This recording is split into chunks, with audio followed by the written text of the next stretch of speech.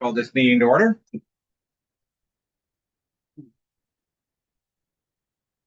We would like to acknowledge that the land we stand upon today is the traditional territory of the Anishinaabe, the Haudenosaunee, and the neutral peoples. Can I get a mover and a seconder for confirmation of the agenda? Moved by Councillor Steffler, second by Councillor Chartrand. That the agenda for the regular meeting of council dated June 23rd, 2026 be adopted as circulated. All those in favor? Motion carries. Is there any disclosure of pecuniary interest from any member of council this evening? See none. Can I get a mover and a seconder for the minutes of the previous meeting? Councillor Wilby, Deputy Mayor, that the council approve the following council meeting minutes as circulated.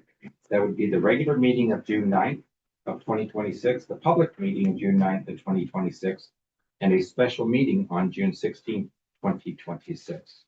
Comments or questions on those minutes? All those in favor? And motion carries. There's a number of items listed under the consent agenda. Is there anything that anybody would like to have pulled at this time for discussion? Councillor Fisher. Thank you, Mr. Mayor. Number one, Clifton, Wyoming, comments on deferred charges or I forget what that term is. Yeah, I completely agree with them that we're falling under the radar. If you looked at the percentage of new homes that have been up in Huron East compared to other communities that get a lot of government money, I think we're getting shortchanged. So I would strongly agree with their proposal. Thank you. Moved by Councillor Fisher. Is there a seconder for that motion of support? Councillor Chartrand. Any other comments or questions? All those in favor? And motion carries. Is there any other items that anybody would like to have pulled? Deputy Mayor. Thank you, Mr. Mayor. I'd like to pull 6.11 and support it and calls upon the province to do province-wide consultation on the future of school boards. Great. That's moved by the Deputy Mayor. Do I have a seconder? Second by Councillor Deal. Any other comments or questions? All those in favor? And motion carries. Are there any last items that anybody would like to have pulled? Deputy Mayor. Oh, thank you, Mr. Mayor. If I could, I was just wondering, can we pull 6.4 and kind of tie it in with 10.1 on our agenda? Can we speak to that at the same time or not? I just want more information.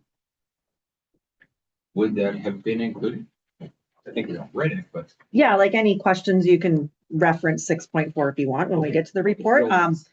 You can speak about it too. This is just like an information letter. So unless you have direct questions regarding the letter, but if you want them incorporated when we get to that report, we can discuss it all then. No, as long as you can go back and question Yes. if there's something that Yep. pops up. No, Yep. I'm good with that. Yeah, thank you.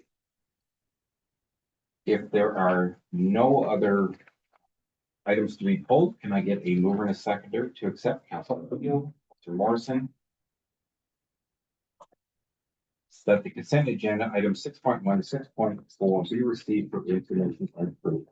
All those in favor? And motion carries. Here. Under public meetings, hearings, and delegations, 7.1 presentation, Watson and Associates, Economists Limited, the building rates study.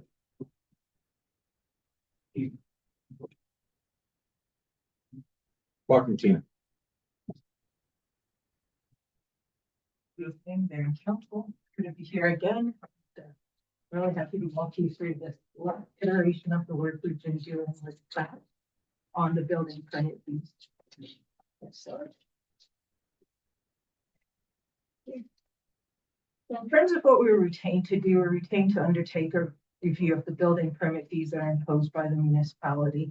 And there are some parameters set up in terms of the study we're doing, which includes that the fee review conform to legislation, that it's defensible, balancing the municipality's need to maximize cost recovery and decrease the burden on tax, as well as balancing things like affordability and comparison to your neighbors, and then reflect best practices in the industry, as well as having some consideration for the reserve fund levels that's set up.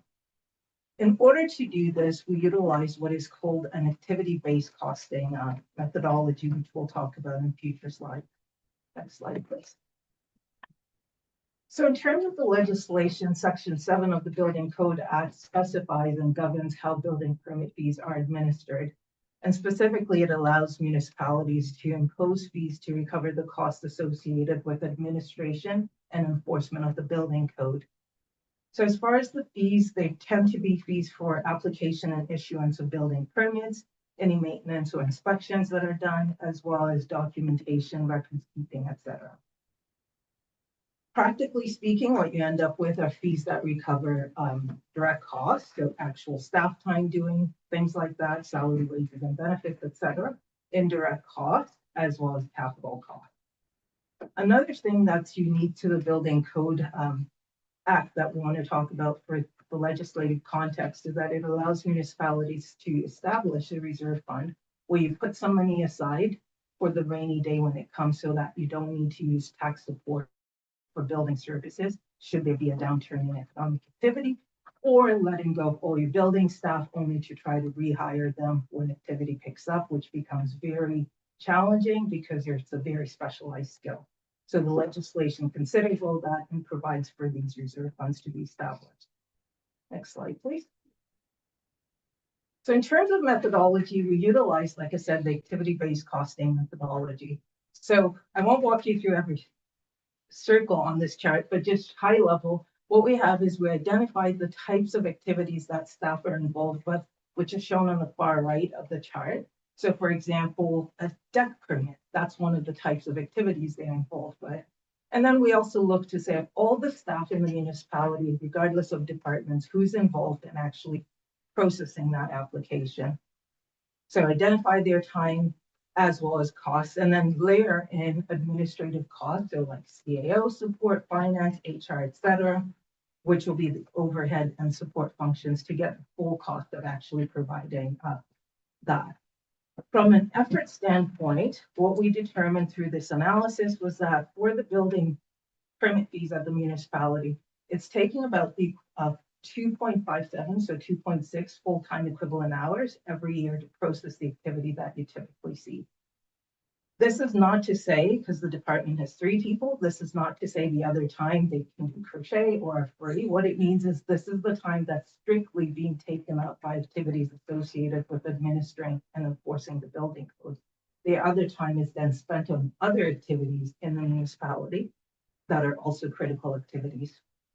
I'd also note that the fire department is involved with some of the application types, and we've layered in their costs as well. Next slide, please.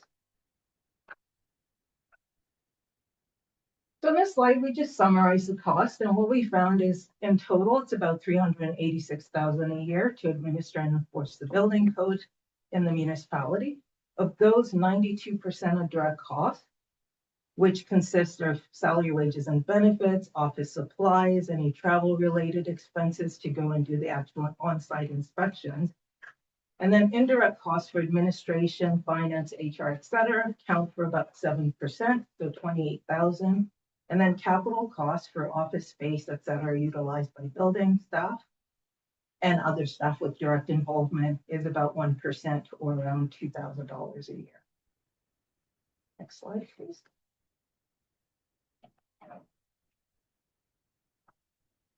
So on this slide, what we wanted to talk about is when it comes to setting up the fees, we've looked at the cost, but what does fee design actually look like in practice? So as I mentioned, the legislation allows you to recover the reasonable anticipated cost of administering and enforcing the code. So we've got the cost side, which we've talked about, which was those direct, indirect, and capital costs of $386,000 approximately.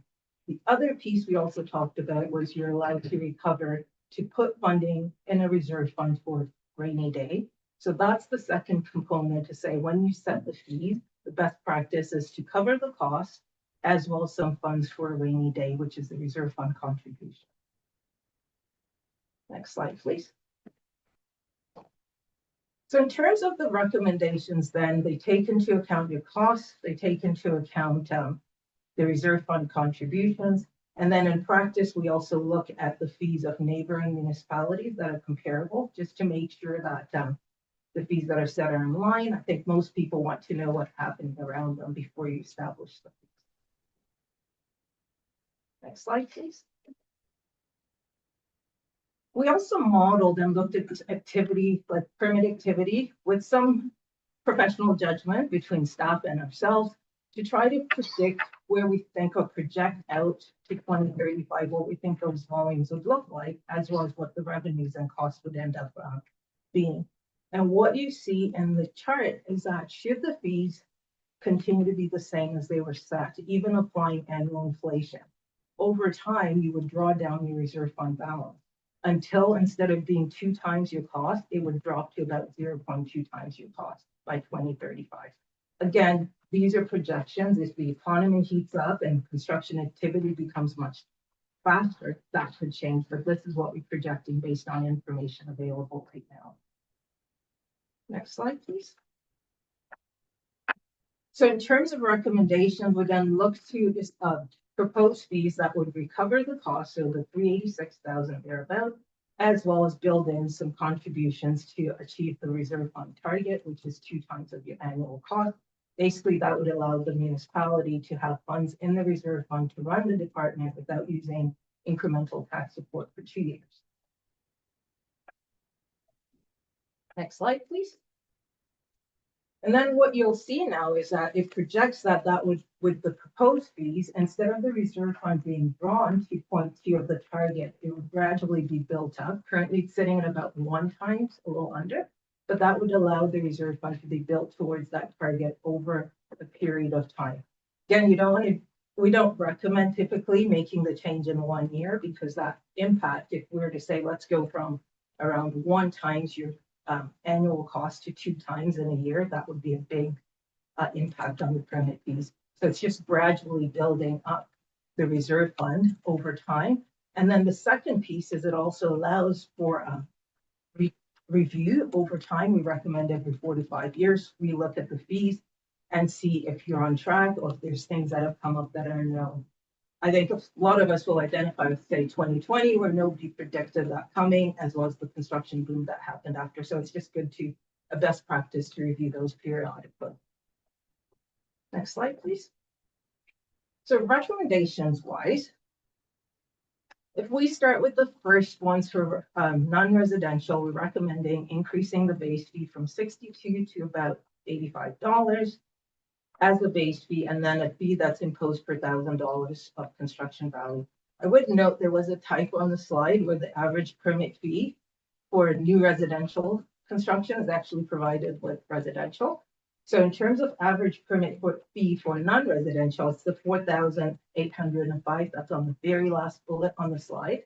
And that's an increase for non-residential of about $499 a permit. We're looking at a new residential, single family dwelling, the permit price on average would increase by $288. And then townhouse is around $280. Next slide, please. So similarly, on buildings, the projections are to increase the fees, which would increase the average permit price by about $802. The specific permit fee will vary from permit to permit as it's applied based on what's in front, like the actual drawings and what's proposed. And then residential accessory buildings would increase by approximately $177. And then a deck permit is projected to increase by $71. Next slide, please. Then on here, in terms of plumbing permits, I'll just call out the sewage ones, the sewage system permits are projected to increase by between $101 to $248, which brings them from $299, so to $400, from $752 to $1,000 a permit. So again, this slide just lists some of the recommendations that we're making. Next slide, please. Sorry. And here we're just proposing again, because we went through the entire fee schedule, the fees for things like testable backflow devices, recommending they increase from $81 to $85. And then per fixture fees for plumbing from $12.50 to $13.13. Next slide, please. So another thing I wanted to call out that we considered, as we talked about, we looked at different activities that staff are involved in, estimating the effort. In the fee schedule, there's a recommendation to now impose 2 different fees for demolition permits based on the size of the project. And the reason is the underlying effort to actually work on those two types of permits is different. And therefore the fees are proposed to be different, with the larger one that takes more staff time, costing more to the applicant. And if we just go to the next slide, please. And as I mentioned, we looked at how the municipality's relative position was changed under the proposed fees compared to where you are now. And what you'll see is for a single family detached with 2,100 square feet, currently in that sample, the municipality's permit fee would have been the lowest, and it goes from being the lowest to the third lowest. So really out of I think we've got 11 or 12. So the position's not changing so much. And then the same thing you'll see if we go to the next slide for townhouses. Identical picture where it's just moving, again, still staying within that lower 25% of the fees in the grid. And then if we look at the next slide, which is for a non-residential commercial building, the position doesn't change even under the proposed fees. And then lastly, for debt permits, you'll see that again, the position is not changing under the proposed fees. Next slide, please. So in terms of next steps, we'll review and incorporate any feedback that we received today. There is a requirement to hold a statutory public meeting, which is posted and will happen on July the 7th. And then at that point, a bylaw will be proposed for council's consideration. So that concludes my prepared presentation. Happy to answer any questions. Any questions of council this time? Thank you, Mr. Mayor. To you. Yeah, well, what is the reserve level for building official activities? Is there a set amount for that, or is it regulated, or can we have as much in that reserve fund as we want? So through the mayor, every municipality has the authority to decide what that level should be that works for that municipality. So what you typically will find is it's set as a multiple of your costs. That way as costs increase due to things like inflation, annually we track that to make sure they still kind of in step. I would note that the practices that we typically see are setting similar to this, where it's like, it's common to set it as 2 times direct costs. Sometimes I've seen some as high as 4 times direct costs, and others are twice the annual cost, which is direct, indirect, and capital. It just depends on the municipality. Thank you. Councilor Fisher. Thank you, Mr. Mayor. Thank you for the thoroughness of your presentation. How do we stand compared to our neighboring communities? Are we higher, lower, middle of the road with our rates, please? So through the mayor, currently some of the permit fees would have been the lowest, and we compared about 12 different municipalities. So in some cases, you're going from number 12 to say number 9 from the lowest. And then in some, you're going from number, say, well, not really changing. And then the one I would note is that for commercial permits and non-residential that we modeled, the municipality was number 4, and that continues to be number 4 of the 12.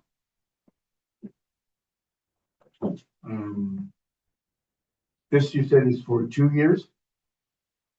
The rates you've established or presenting tonight are for 26 and 27? So through the mayor, the fees that we're proposing currently, we've modeled them being set this year, and then they would be reviewed and inflated as the time goes on. Our study has looked at a 10-year period. However, every year, council would be able to look at those fees and make some determinations with a big review recommended in 4 to 5 years, like a fulsome review. And are you suggesting CPI every year? Through the mayor, yes. Thank you. Any other questions? And I've got a few. The actual reserve we have in there now came in a very short period of time, and it was when turbines and extra construction lines for hydro lines and stuff were being pushed through by the province. and the building permits that we had for those, there was not enough work for us to really use any of those fees. But they were pretty standard fees across the province of what was being charged, and that's where most of our reserves came from. If we start doing an increase to get from, I think your report said 52% of doubling it to getting to a full double of what our costs are over a 2-year period. What do? Just drop it 10% when you get to that number? That doesn't seem fair for the people that are building it up over that time frame, and then just to drop it off because you got to there. And I don't want to hit you with too many questions at once, but another one thing that I was looking at, and this doesn't surprise me, but it kind of appeared that just residential homes themselves, the fees we charge don't really cover the costs from the department. Where there's probably other projects, such as when the turbines were going in, where we charge a fee, but we don't actually have enough work. And maybe if it's an engineered building or something like that, there's not as much need for our staff to be on site doing reviews on those large structures every day. Is there a way to kind of balance that out so that, like you did increases across the board, but maybe we should be upping some more than others?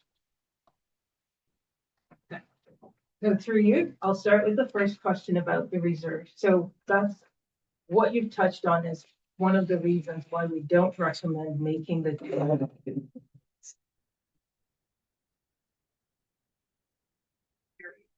because if the change is made in 1 or 2 years, you may very well be in a position where you have to either cut the fees, or the question becomes, why did we pay so much? And now the next person coming, after January 1st is getting a discount. So that's why you recommend a longer term view with these adjustments and interim reviews, say every 4 to 5 years, to try to course correct.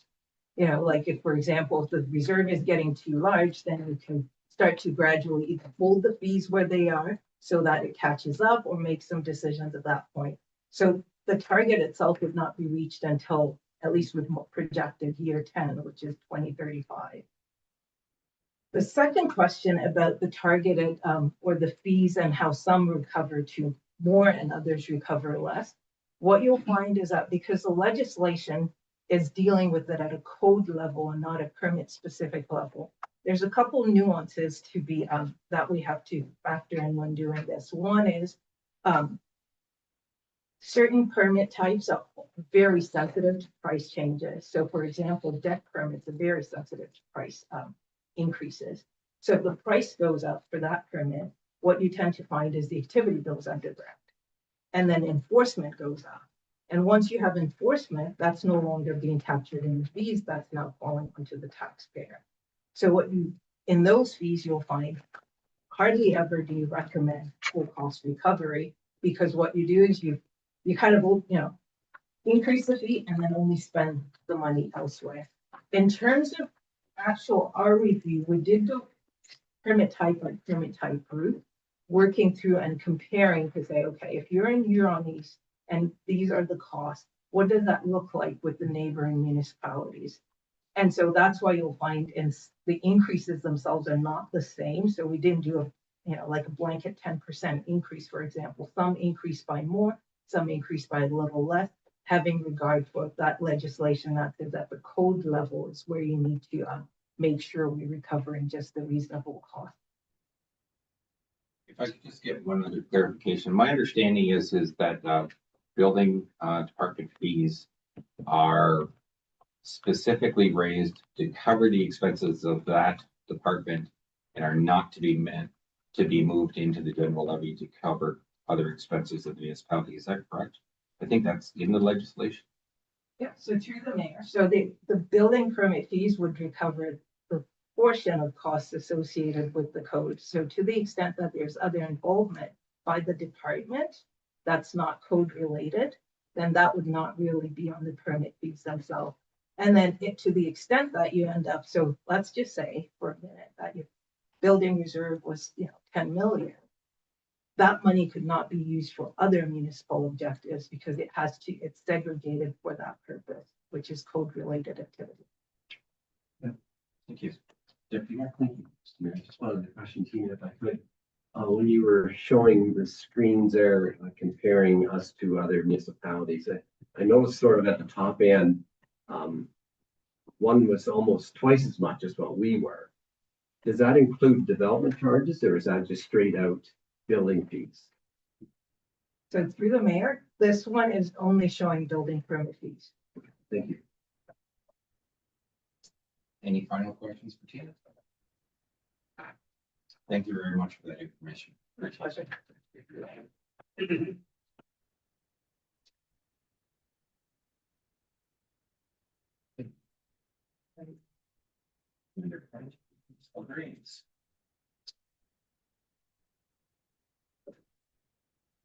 Can I get a mover and a seconder for 9.1 that council consider amending bylaw number 64 of 2026 to levy the actual cost for the Carter's A drain? Moved by Deputy Mayor, second by Councillor Steffler. All those in favor? And motion carries. We are down to reports and recommendations of municipal officers and the vacant building bylaw. I can start off with an introduction. So this is our proposed vacant building bylaw. It's also a criteria in our strategic plan as well. If council recalls, it's one of the priority items. The purpose is to maintain health, safety buildings, as well as filling our commercial storefronts to improve economic development within the community. So it's kind of the main focuses of the vacant building. We did take a bit of a shift, so not to get full approval tonight. What we're going to seek is first and second reading of the bylaw. So we have something provisional to go on. That gives a lot more opportunity for the bylaw to be circulated to the public and 2 council meetings for anybody who wishes to appear as a delegation to speak to council. So we'd be seeking full approval August 11th meeting. So just getting more of the draft out there, getting some more responses and having more opportunity for public input. And then any changes that maybe come up from this conversation that council would like to see incorporated, we can make those changes before it comes back on the 11th as well. So first draft provisional reading is what we would be seeking. So we compared bylaws. There's not many local municipalities that have a vacant building bylaw. It is fairly uncommon, as we've also seen some people or municipalities are going towards a more of a tax type approach, which is causing them to have to go to more of a legal route, whereas this is more of a registration approach, user fee approach, kind of putting the onus on property owners as well as a staff component to do inspections and reaching out and communications. So that's the approach we've taken with this. We have the draft before you. Any questions anybody may have? We also have building department here who's pretty much spearheading this project and will be looking after the registry and doing the inspections that would be going along with it. So any questions, we have staff here available to answer anything. I do want to, not right off the bat, but I do want to ask Jason a couple questions because I read his letter, but I was a little confused that I didn't think his necessarily fell under the bylaw, if I understood the letter correctly. But I did have one question or one thing on it that I disagreed with, and I phoned yesterday, so if she wanted to be prepared. It was the, if someone owns a vacant building, building spot paid for, and the services have been turned off, asking them to put liability insurance on the building, to me, seemed onerous. I didn't understand the benefit of that part of it. We've already got provisions for dereliction and things like that, but if the building's in good condition and it's shut down for whatever reason, you know, we had someone start up a photograph studio at the end of town here. For whatever reason, it didn't survive, but maybe if it was just getting tight financially, and I'm just paraphrasing here because I don't know their story. But if they had to shut down and they're trying to find ways to either move the building or whatever, to force them to now have to pay another bill to somebody else, that part to me didn't seem to serve the purpose of what we were trying to accomplish. I don't know if anybody else has an opinion on that, but that was one thing I was concerned about, is forcing them to get insurance when they're not even in the building and they don't have any public in the building. Jason, if I could ask you a question just for clarification for my own benefit. When I was reading your letter, I was kind of under the impression that you do have people in the buildings. You're not necessarily using all the building all the time by any means, but you are in there on some sort of regular basis. And the buildings are part of your ongoing operation. So would you not be exempt from this bylaw as it is being proposed anyways? Yes. Well, we just wanted, more opportunities than anyone else, like, we did get a repeal. I think it was an oversight, if I understand correctly. But I'm just looking at more of the community as well. I think there should be more conversation, about this matter. You know, it seems like it's kind of getting steamrolled ahead. Maybe it's time to pump the brakes and look a little further at the issues at hand. My concern is, giving sweeping powers to the municipality if the building is, let's say our building, for example, it seemed to fall into the criteria. And in the letter that I did read, it said that the building appears. Well, that's very subjective. And for me, like, you can move the goalposts. It's up to the person looking at the property. It's a matter of perspective. And I can appreciate the comment of if the building appears. In fairness, staff have done this at a request of council. And council has done it at a request of the public of Huron East because unfortunately, we do have areas of the municipality where there are what we call absentee landlords. And unfortunately, those absentee landlords have given some of our communities bad name because they purchase the buildings and then they basically board them up. They don't seem to have any intention of doing anything with them. And it does hurt some of our downtown core areas. So it was actually a request of the public to come up with something. And what I read through, I think it captures the intent of what we're trying to do.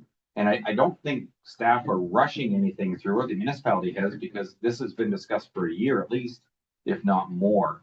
It may be the first time that something has gone out to the public. But as staff has indicated, tonight we'd only do first and second reading on it anyways, and give everybody more opportunity to come back with any comments or concerns or things that they have justification of why it's not appropriate for the bylaw going forward. Are there any? Go ahead, Councillor Stefan.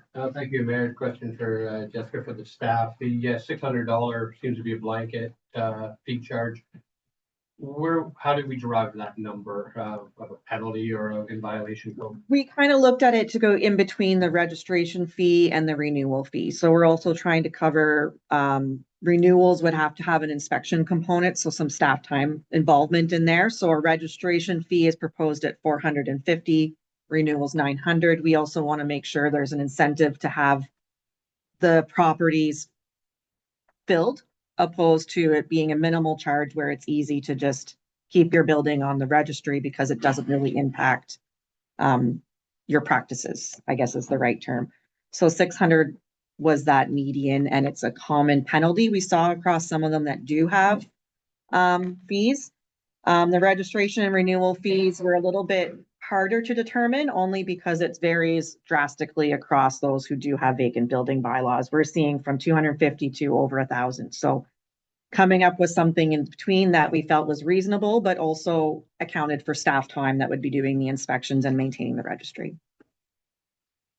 Go ahead. For a second part as well, for the letters that went out, just blanketed right now, and what Jason said, there's one person here, one business came to myself and they said, you know, well, we use 3/4 of the building, but there's a quarter and there's like a lease sign in front, but we use 3/4 of the building.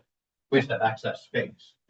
So how would we, you know, I think what we're talking about is on a conversation basis to. Exactly. Those are conversations you can have with staff, and those are kind of exemptions, if you want to say, or something that can be noted, like it's not considered vacant because maybe it's fully rented out or most majority is used. But maybe it's also conversation of, hey, I've done everything I can. I'm having trouble.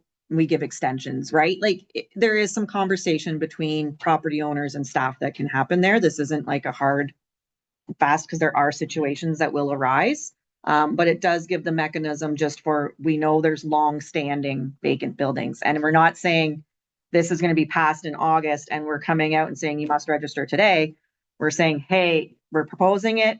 Hey, this is going to be things. And now you have 120 days to present how you're going to fill or register your building. That's the timeline kind of proposal.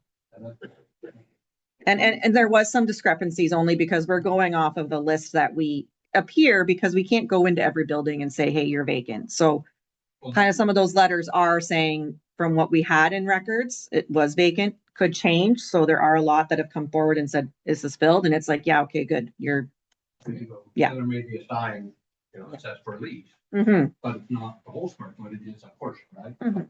Thanks for doing the first and second readings tonight and for discussion later. Any other questions of council? Councilor Fisher? Thank you, Mr. Mayor.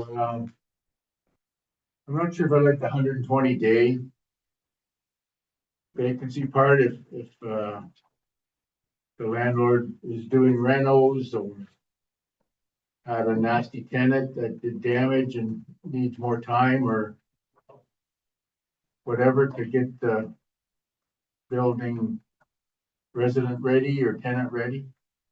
I don't know if that could be malleable, maybe. And the $900 for the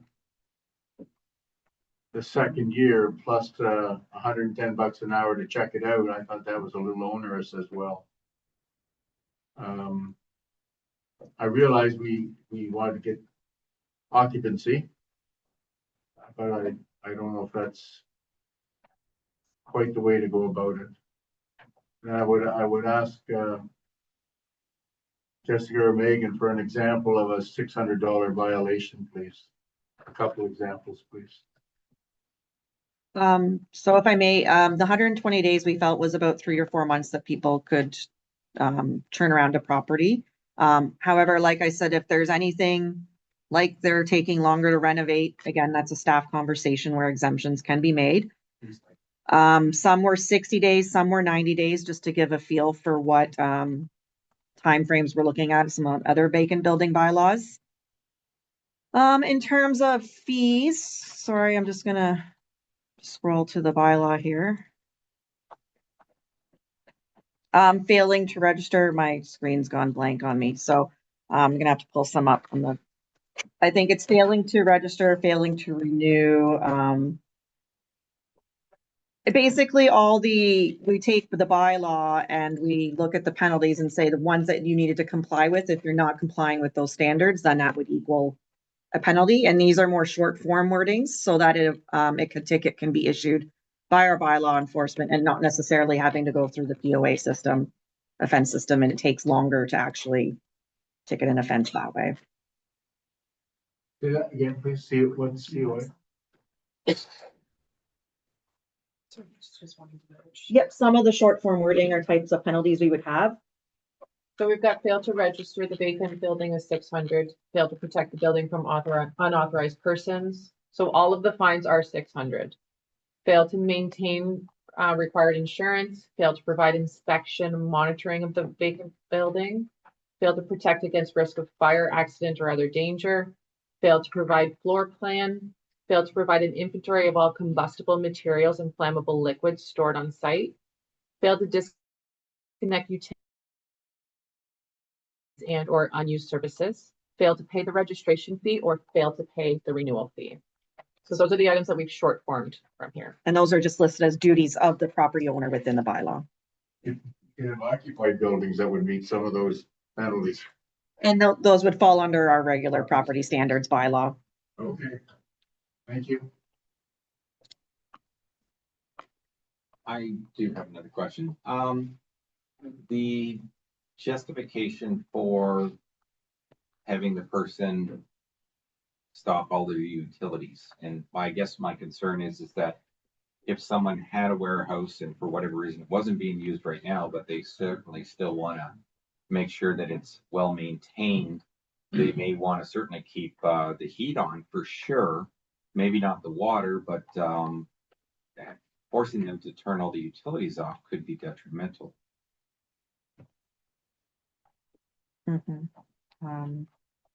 Sorry, I That can't. certainly just be a discussion for the next time we bring it back up. Any other comments at this time from members of council? Yes, yeah. Is this typically bylaw here in Easton is done quite reactively. Is this, obviously, we've sent letters out on the first go of things, as a good proactive approach. But kind of going forward more long-term, say someone registers a building this year, is staff saying next year then following up? Or is it Yes. just kind of they didn't register again, so unless it gets reported, we just kind of forget about it? No, the intent is that's why we had this preliminary list as well that we use to send those letters out, because they're kind of known to us. But it's hard to say they are, so it's that first initial, we've got the building, we can knock on the door and say, hey, you look like you're vacant, you have 120 days. If they don't, we can go back and say, hey, what's going on, right? It's that follow-up mechanism, and those on the registry would be getting yearly reminders that they're coming up for due of their registration. Have you filled your building?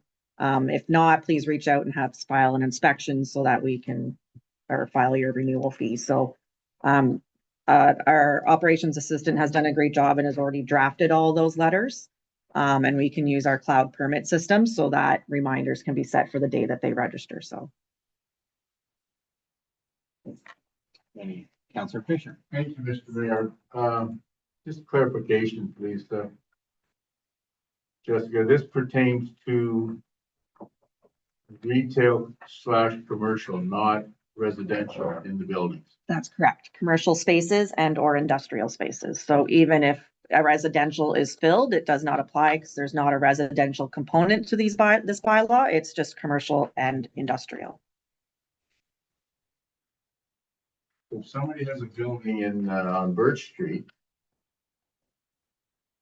that goes empty, that pertains to them.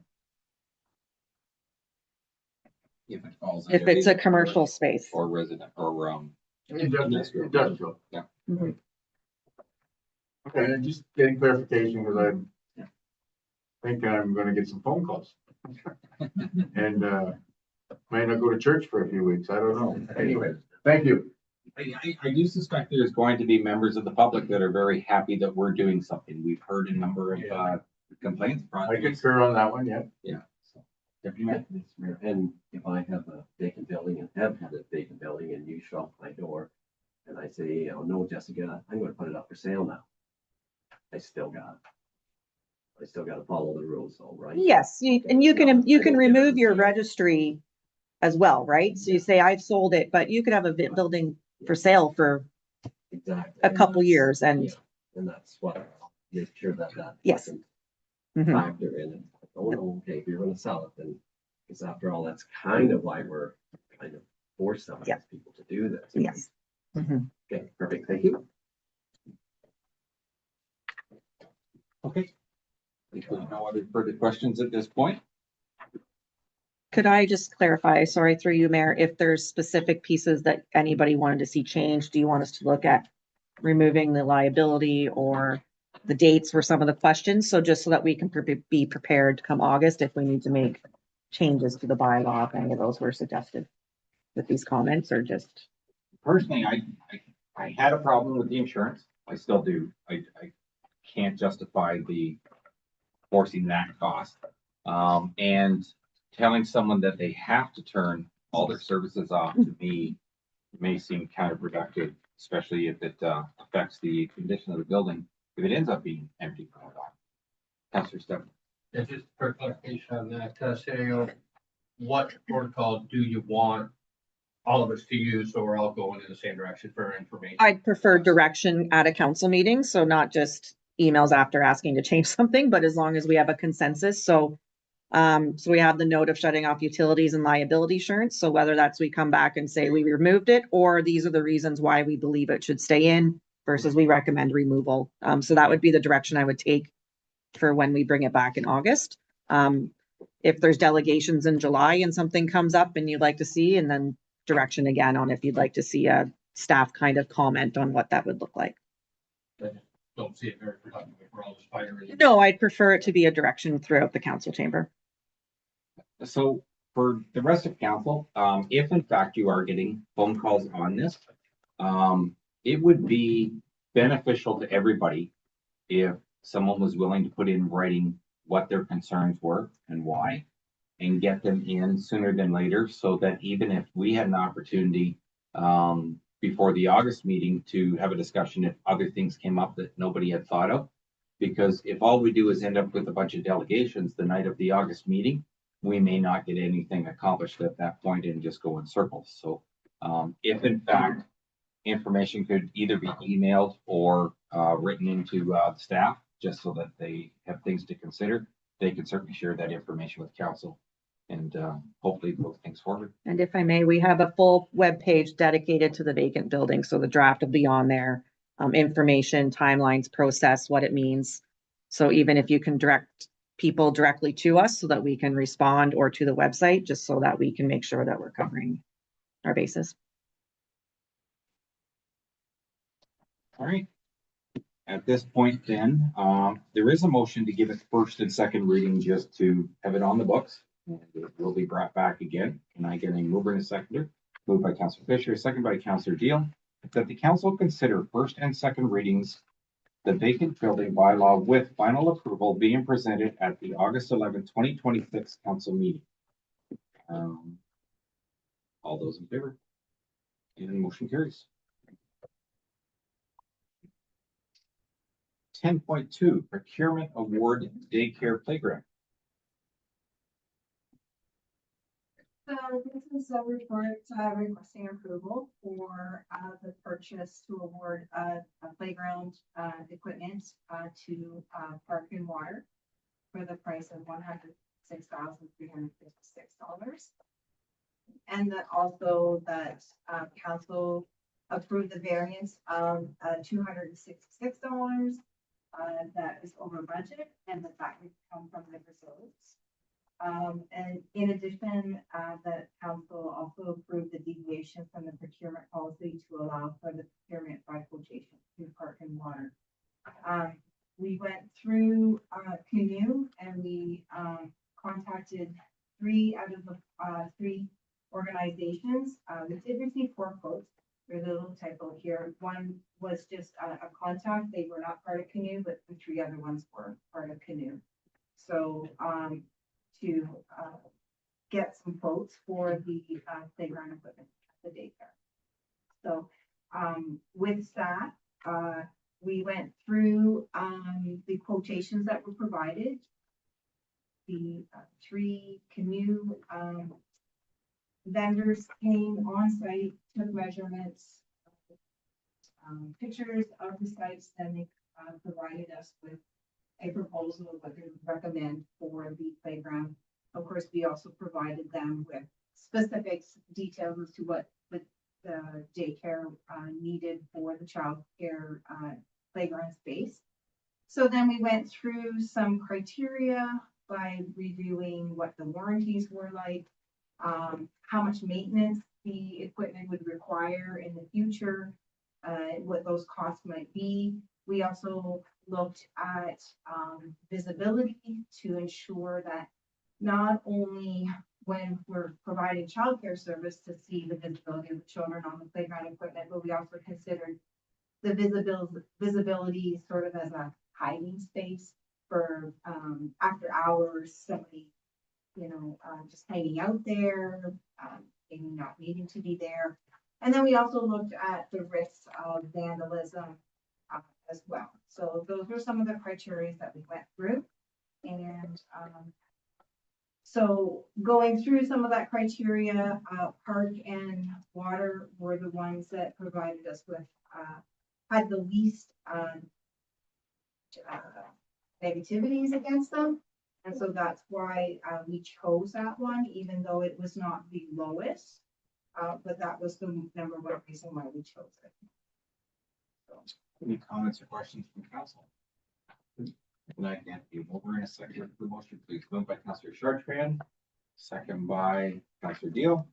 The council awards the daycare playground to Park and Water for the price of $106,356.73, inclusive of net taxes and contingencies.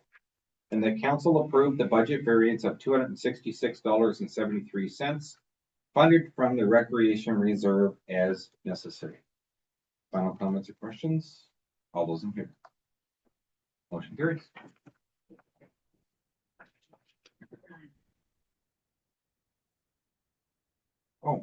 Yeah, this one might take a little longer. 10.3, the fire and EMS facility proposal. There's some updated information in our package. Hopefully everyone's had a chance to review it. And staff are looking for direction. One, for an answer for the fire department, and two, also for an answer for the county, because county is not going to do anything with it until they hear what we're talking about.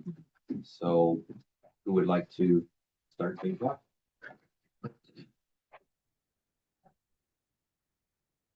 Wow, bet you if I called a vote, there'd be. Now for deal. Have we, had it, any update, maybe I missed it, on the old fire department? Like, are they not going ahead with anything there? They've made some minor, sorry, through you, Mayor, they've made some minor repairs, and as they started work on changing their, changing station where they get dressed, they found a lot of then water issues and water flowing into the building. So there's more of a foundational issue that they need to address. So things have been put on pause to determine what we need to do. Unfortunately, the work that's coming up as we do work in the building is just proving that we need to have a new facility because it's going to be substantial renovations that we need to do. The fire chief has provided me that information. Unfortunately, he had prior commitments tonight. We wanted to make sure we got this in time, so this to go to county council as well as come back if we need to, before August. So, for council consideration, but my understanding is they've done what we can in the current station. Unfortunately, they're coming up with some blockages that are preventing further work without further costs. I'd like to ask Denise a question, and so Denise, if I understood in the report, we have some long-term finances that we're paying off on a yearly basis, and that within the next 1 to 2 years, that'll actually free up $220,000 a year. So at $220,000 a year, I don't know how close that would come to the majority of a debenture for this thing, but then there wouldn't be a tax increase if that was the amount we were spending going forward. I guess what I'm trying to get at is that based on 3.5 million, and let's be fair, it's going to be 1 to 2 years before construction even starts. So let's say 4 to be safe. At $220,000 or $220,000 a year being paid back to the province. How many years would it take to pay that off? Any guesstimate? Has anybody done that math? I haven't done that math, but for context, the value of those two debentures that are getting paid off of the 220 is about 1.4 million. Well, we did those over a very short period of time, correct?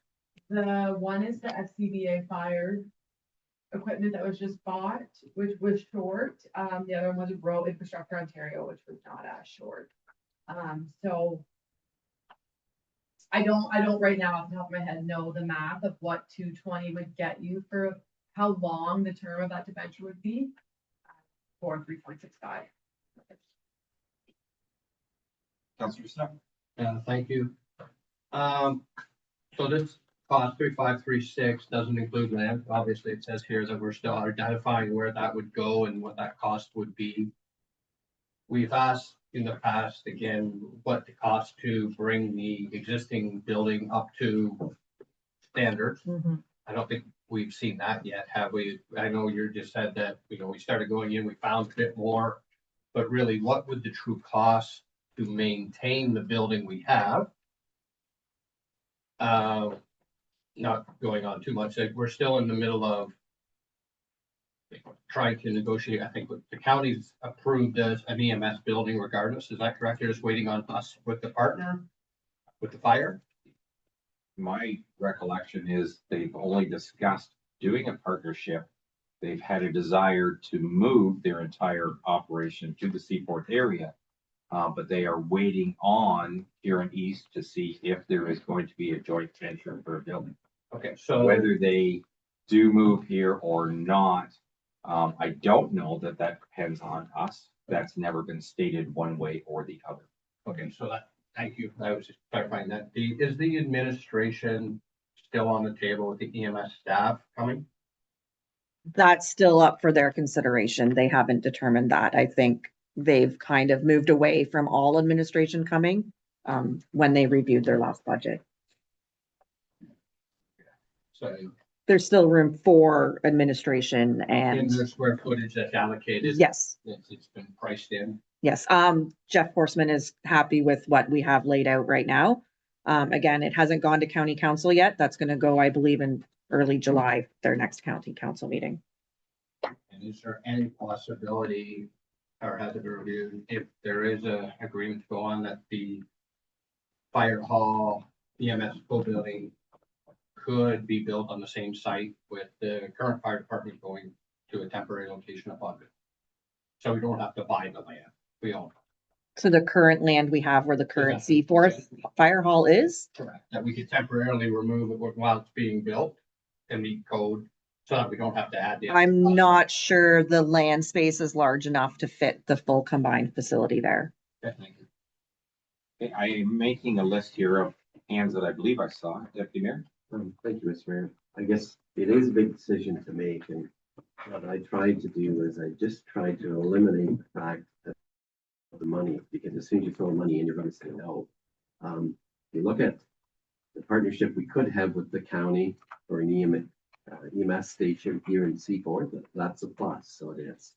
Granted, it may still come here, yes, but it could be more than just an EMS station by itself where an ambulance sits in. We certainly have the workforce here. If we went ahead with this, future needs for the community would be met. We have many things happening in Seaforth and the area. This would only complement that. It would bring many people to the area to work in the EMS section of the county building. They would shop and eat here as well. We do have a growing community with, like I said before, many things happening. The only other question I had was, is there any funds available? Have you ever hear of any funds being available to update a fire hall or bring something into, I forget the word they call this building, The disaster. post-disaster recovery, yes. I'm not sure of those ones offhand. There is a grant out right now, community fund, that we're looking to see if we could apply aspects to it because the large training room that would be in that building. It could also be a rented space or a training space that could possibly apply for a grant. So I think there are grants that could be available. It's just you kind of have to have your plans ready and direction ready before you can apply for them. I'm not 100% on if there's specific post-disaster recovery grants. So I know there's a lot of fire-focused grants. A lot of it's usually with protection. But we constantly are keeping our eyes out for things that are coming through in that regard. Thank you. Councillor Deal. Thank you, Mr. Mayor. A couple of questions. First off is or would the county be paying their costs, or are they looking to debenture everything through us? They'd be debenturing similar as they had in the Brussels fire EMS station. A lot They're paying. more. And in the event that the county doesn't go along with this, the land that the fire hall is sitting on, it would be sufficient for a new department building there. Current size, yes. So I'm not sure if we could make the renovations work with the same building or if we would have to Relocate. rebuild, but we could probably fit the same fire station with their current building. I'd have to confirm with Steve on that, but I believe if we're just looking at Seaforth Fire, we would have space, but the combined facility, it's not enough. If I remember correctly from Steve's comments the day we were down there, was that to make it post-disaster compliant, you could not change any of the outside structure of the building. It would be cheaper to tear it down and build new. To make it post-disaster recovery, once you start changing structure, it has to be post-disaster recovery. So at that point, you are looking at new build. If you're just making minor interior renovations, you don't have to worry about meeting that post-disaster recovery component. But if you were to have an addition or expand somehow, then we have to be fully compliant and it would be a new build. Because our current building is not post-disaster recovery. Counselor Fisher. Thank you, Mr. Mayor. I'm for this. I'm thinking of our existing building,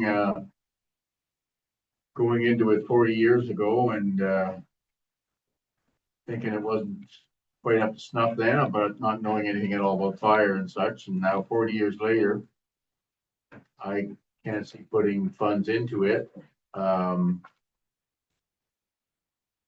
You have to look at 50 years from now. I wonder if the 3 bays and training that they have, as near as I could tell, listening to it, will be big enough 50 years from now. Is that something that's been tracked out or looked into? 3 bays, double drive-through, does that mean, I'm guessing that means 6 trucks? 30 years from now, will 6 trucks be enough for our fire area? And 30 years from now, will we be looking at full-time firemen? Is there going to be enough room in that building? If legislation comes down from the province that we have to have full-time fire people. All those things cross my mind. I'm thinking we're needing 3 to 5 acres for training and footprint, etc. And then maybe expansion in the future. But I'm thinking go. It's not going to get any cheaper. And we have a 50-year-old building now. Thank you. Just before I go to the next counselor, I agree with what you're saying there, Counselor Fisher. When I looked at it, I was a little concerned. Now, of course, they're just showing the lot size. But when they showed, and not that it matters, but if the back of the building was the north side, the west side was where they had all the parking for the firemen. And I'm thinking, well, there better be really good road access off the back for those trucks to get out of there quick and get away, because they're not going to be trying to wiggle through where everybody just parked getting to the fire hall. But I do agree, for the cost of buying a little bit bigger piece of land, it's usually not a lot more money. We don't have to build anything else on it right now, but having that little extra bit of land is not a bad suggestion. I think that's mandatory, Mr. Mayor. To think ahead. We're not going to build it and look at 30 years from now, something else being built. I'm thinking you're going to look at 50 years from now. In 30 years, we'll kick the county out, tell them to get their own, and go the other half. Maybe. They're hard to be paid for, For sure, you and I are going to be very conversant with it, Mr. Mayor. Myself especially. Counselor Sharkan. Yeah, so, I mean, the ideal situation is the partnership, obviously, because that'll save our taxpayers some money, because the county will be footing the bill, right? Mhm. So what I have a problem with is, we don't even know if the county wants this yet or not. So the intent of the discussion tonight is staff were asked to get us updated information now that we've taken public works out. So this is the new design and the approximate size of the lot that it would take just to encompass what the architect was asked to do. With So- emergency services. Yeah, so based on the guesstimate of the dollar value and what is planned, the question for this council is, because even if you say, we'd like to move ahead with these discussions, doesn't mean you're cutting a check right now. Right. All it's doing is going to the next stage and letting the county know that we do have an interest. We think there's a potential here. You guys need to get some of your ducks in a row so that we can sit down and actually have a more fulsome conversation over this. I'm in favor of it, as long as we have the partnership with the county together. Councilor Stifler. So the theory would be out on, Timber Road, that would close, correct? Mhm. County own that lot now, correct? I believe so. They would sell that? Yeah. I haven't heard what they intend to do with it. Okay, so I guess that's for Mayor and Deputy Mayor on the intent, so they would. That land, would any of those sale proceeds, could we mandate that comes back directly offsetting the? Unfortunately, that's county decision. I'm not sure what they intend to do with that location or that land. I do know if we proceeded with this, as we indicated, the Seaforth Fire Station, like any sale of that would go against these costs or potentially land. Or get sold to somebody else. Like we're looking If for- they're looking to dispose, Yeah, I haven't okay. heard what their plans are. Any other comments or questions at this time? Okay, so the vote tonight will be just to allow staff to say yay or nay to the county that we want to have more conversations, that we just either, yes, we have an interest, but we're not writing a check, or absolutely not, we have no intentions of doing anything. So I do need a mover and a seconder to give direction. Councillor Fisher, To go forward with the county. Deputy Mayor, second that. Any final comments or questions at this time? All those in favor? Motion carries.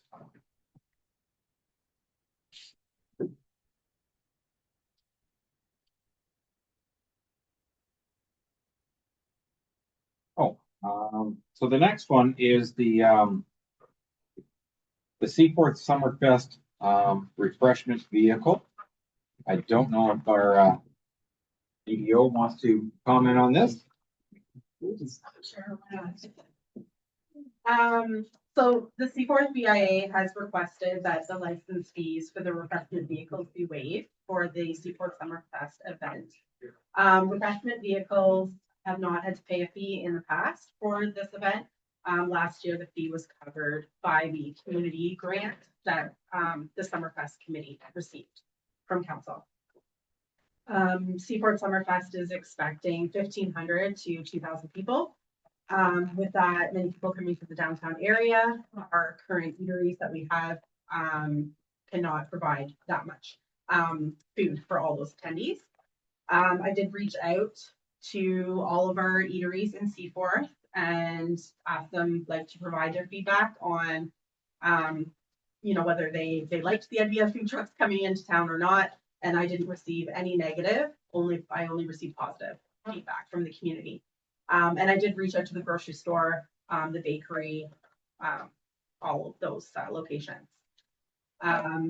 So at this time, the Summerfest committee is, they're expecting 4 food trucks. One of them is a hot dog cart. It still, I believe, falls under our refreshment vehicle license. But the other 3 are small food trucks. Questions of council? Councilor Stefan. Thank you. Kevin, we talked a little bit about it. I think this is important that we do support it. I know it brings a lot of stuff in. But I would rather the BIA come to council with a donation in kind and of X amount of food trucks, so we have that money so that we can at least allocate it back to a county that we can look at, what our true revenue would have been, and it's coming out of another cost base. Because if we just waive it, we have no real tracking mechanism, or is our bylaw or procedure worth it? We did a similar thing last year at homecoming where it was a piece of our donation in kind, it was out of it, and it could come out of the grants, or it could come out of something else. You're gonna have a fall day in Brussels or Ethel or Walton that adds the same value, because there is no eateries in a lot of those towns, there's or one. So you are going to get the same requests, and it is the same help, because we can't keep up to the amount of people you're bringing into the community. So either we get rid of the bylaw altogether and allow them to run, which I don't think is prudent, or we have them come in as a donation and we just do it in kind instead of cash. And we take it out of another cost center here to show that, it is administration cost. So that would just be my recommendation, but I think it's 100% valuable. You can't ask somebody to come in and make $400 a day in an afternoon, charge them $300 or whatever our bill is for a day. So that's just my comment. Just for your information too, I did a comparison of what area municipalities charge for their permit fees. The majority of them charge $50 for a special event or for 7 days. Ours in comparison is $200. And there's quite a few municipalities that don't charge it at all for special events. So I've been talking to the BIA and in particular the Summerfest organizers, and they're saying that food trucks won't come to the event because they have to pay the $200 and they can go next door and not pay anything. Especially in the summer when it's very competitive, right? With everything happening on the weekends. So that's just their standpoint on it. Good point. I do agree with Councilor Stepler. I like to keep the book straight. I'd rather we gave $1,000 to the BIA, or at least a commitment of up to $1,000, depending on how many they had come. If they only had 3 show up, then we'd pay the $600 that way. And certainly the BIA could notify them that they've got this money to pay them back after they get their permit. The other side of it is, if we had $1,000 and for whatever reason there was 7 show up, well, then you got to divide the 1,000 between 7 people. So they'd still end up paying your $60 a piece or something like that. I do prefer that method, just because I think it's the right way to track your bookkeeping. Any other comments or questions? Do you want to make a motion, Councilor Stepler? Yeah, I just gotta get the right wording on that. You know, well, how many food trucks were required, like, were we 3, 4, 5, 6? So they're expecting they're expecting 3 small food trucks and a hot dog cart, and then a mobile bar, which doesn't fall under our refreshment vehicle license. So if we can make a motion of up to $1,000 in professional card food truck. I don't know if it's in kind or in Come kind, out of the grant. and out of our community grants.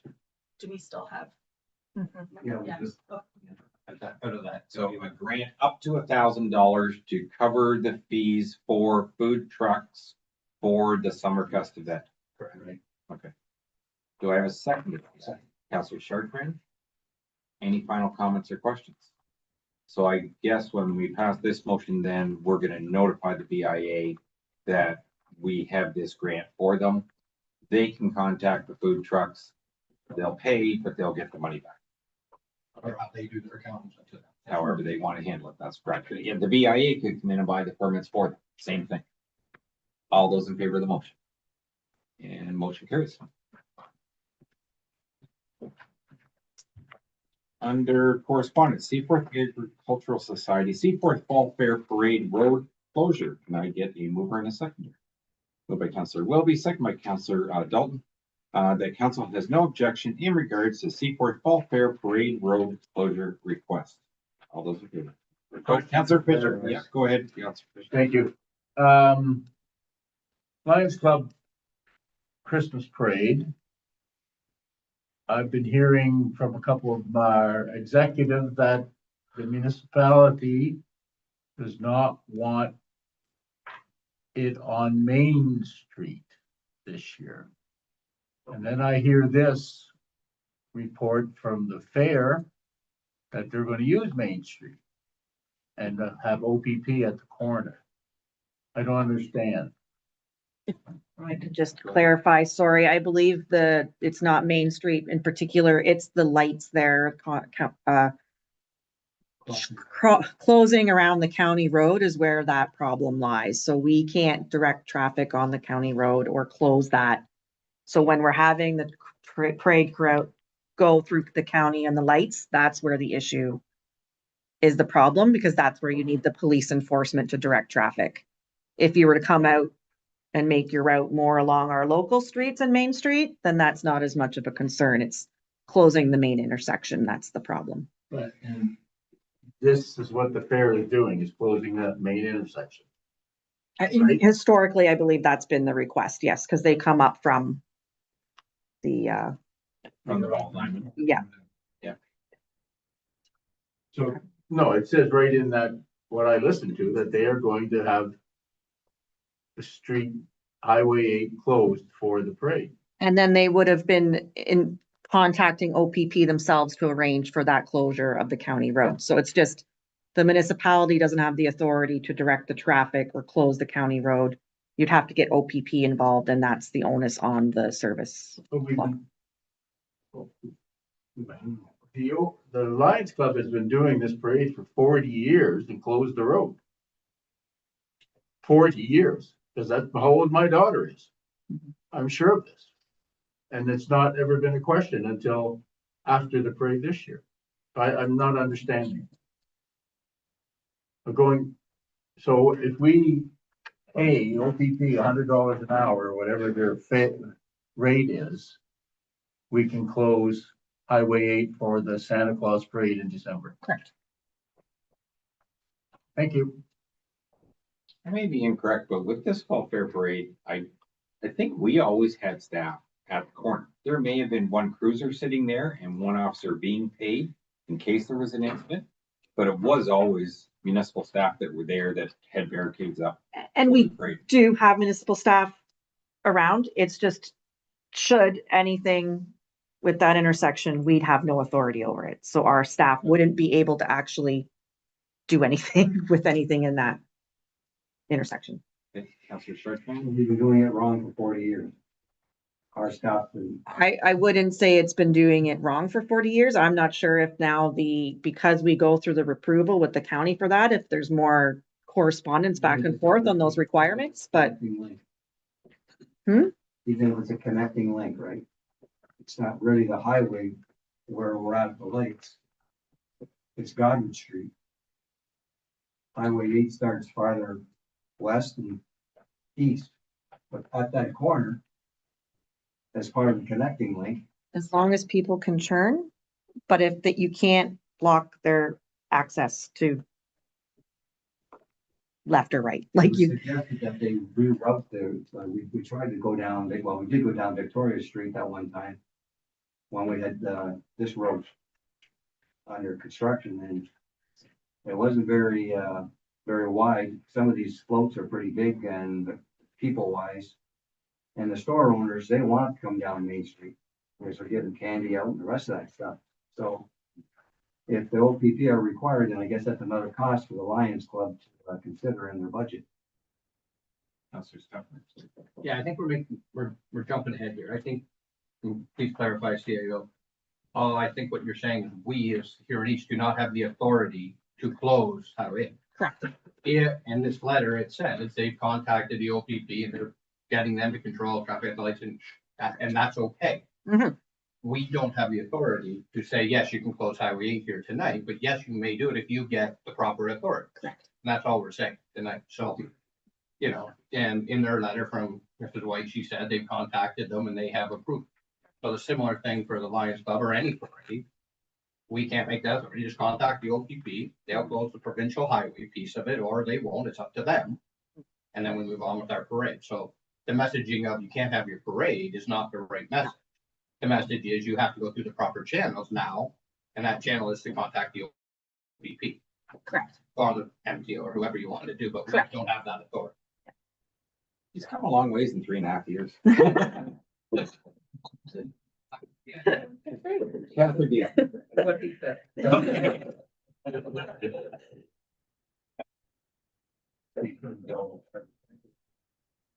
Can I get a mover and a seconder for the motion as it was printed? Moved by Councilor Deal, second by Deputy Mayor, that council has no objection in regards to the Seaforth Fall Fair Parade Road closure request. All those in favor? Motion carries. Brussels Legion Branch 218 commemorative Lest We Forget sidewalk request. It sounds really simple, and it's unfortunate that Sean had to step out.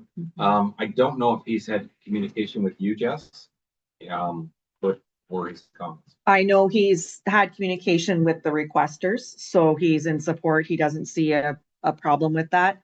We did have some confusion because the picture showed an actual crosswalk. And that's not what they're requesting. So they're just requesting a sidewalk piece in front of the Legion. So Sean's done the research. It's minimal cost and he's in support of it going forward, provided it's the sidewalk. And we've clarified it's not the crosswalk. So it's just the sidewalk portion. Okay. Moved by Councilor Morrison, second by Councilor Deal, that council has no objection in regards to Brussels Legion sidewalk painting request. All those in favor? And motion carries. Nothing listed under unfinished. We'll go to council reports and the deputy mayor for the county council. Thank you, Mr. Mayor. On June the 10th, was day one, so it was, Jessica Linthorn from the Nuclear Innovation Institute presented an overview of upcoming initiatives and priorities for 2026. We accepted the municipality of Blue Water's official 5-year plan. Received a report from Clerk Cronin concerning council committees. The Economic Development Board was dissolved at that meeting as well. Many others were pared back in both council involvement and the number of meetings involved with them committees. We received a report from the treasurer outlining possible scenarios involving conservation authority amalgamations. Michael also brought forward a report concerning securing new computers for the next term of county council. Apparently, there seems to be a shortage with memory chips, et cetera, caused by the sudden building of AI data centers. The conversation then turned to municipalities sharing laptops with the county. I'm sure there's more to follow with this idea. Any questions from that? Councillor Stecker. I don't think you touched on it, but question for the mayor and the deputy mayor. There was something that came out of county council and committee of the whole where the economic development board has been, dismissed or abolished, whatever. Was there a reason, from what I read through it, was more the recent cuts at the county, the staff didn't have time to attend the actual, put the effort, not the effort, that's not the right word, but the commitment. It wasn't as much the attending the meeting, it was all the preparation and everything that went into doing the meeting. And if I can respond to that, because I used to sit on that board. Okay. And that board had accomplished a lot. But my comment to county council was that sometimes if you have a committee that's around too long, you kind of get into a rut and you don't end up with new things happening. You just start going through the process. And even one of the people that fought really hard not to disband it, talked to me during the coffee break and said, the surprising part was lots of times when you had, so we brought professionals out of the community from different aspects of professional life so that we had a well-rounded, depending on what it was we wanted to talk about. And this person said to me that it's amazing that when you get these professionals, the stuff they know about their business, they're really, really good at it. But they didn't really show themselves as the ability to expand into something that they didn't deal with on a regular basis. So within the first year or so, you kind of used up a lot of their knowledge already. So my comment was, if the staff don't have the time for the preparation right now, let it go. Whether it's a year, 2 years, 3 years down the road, county council can start the entire thing up again. But if you don't have the staff to do the job right, then don't do it half-assed. That's really what it came down to. Okay, thank you. No, we just had a recent announcement here in East of a business going, wrapping up affairs here. And it just, to have a group of people knowing what's going on and giving expertise, I think is very important. I do agree 100% that, they get stale after a while. You just kept going through meetings and routines for meetings and routines. But our existing business owners and our wealth of knowledge in this area is important to keep connected. And I thought that committee was really good at keeping connected, even though it is only 3, 4, 5, depending on the size. So thank you. Okay. You want to carry on? No, I think that was it. You were done. Okay. Are there any other boards, committees, meetings, or seminars anybody attended they wish to report on? Seeing none, any requests by members of council this time? Any notices of motion? Any announcement? We are down to bylaws. Can I get a mover and a seconder for bylaw 62? Councillor Deal, Councillor Dalton.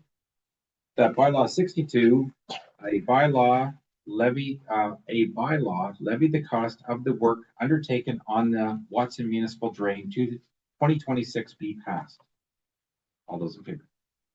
Motion carries. Mover and a seconder for bylaw 63, Councillor Wilby and Deputy Mayor. That bylaw 63, excuse me, a bylaw temporarily closed roads in Huron East for the C4th Fall Fair Parade be passed. All those in favor? Carries. Mover and seconder for bylaw 64, Councillor Deal, Councillor Morrison. That bylaw 64, a bylaw to amend bylaw 16 of 2021, the Carter's A municipal drain be passed. All those in favor? And motion carries. Mover and a seconder for bylaw 65, Councillor Chartrand and Councillor Deal. That bylaw 65, a bylaw to regulate vacant buildings be given first and second readings. All those in favor? And motion carries. And we do have a closed session this evening. Can I get a mover and a seconder to move to close? Moved by Councillor Dalton, second by Councillor Wilby. The closed meeting of council be held on Tuesday, June 23rd, 2026 at 7:25 PM in the Town Hall Council Chambers in accordance with Section 239 of the Municipal Act 2001 for the purpose of the following matters. Number one, adoption of the June 9, 2026 closed session of the council meeting minutes. 239 and number two, 239 paragraph 2 subsection E, litigation or potential litigation affecting the municipality. And number three, 239 paragraph 2 subsection E, proposed or pending disposition of Land. yeah. And Missing the number there, yeah, 16, yeah. 16.4, sorry, it's just missing. okay. In 16.4, personal matters but an identifiable individual and labor relations. Not land. That's for the land. Okay, let's move it on. Okay, all those in favor? And motion carried.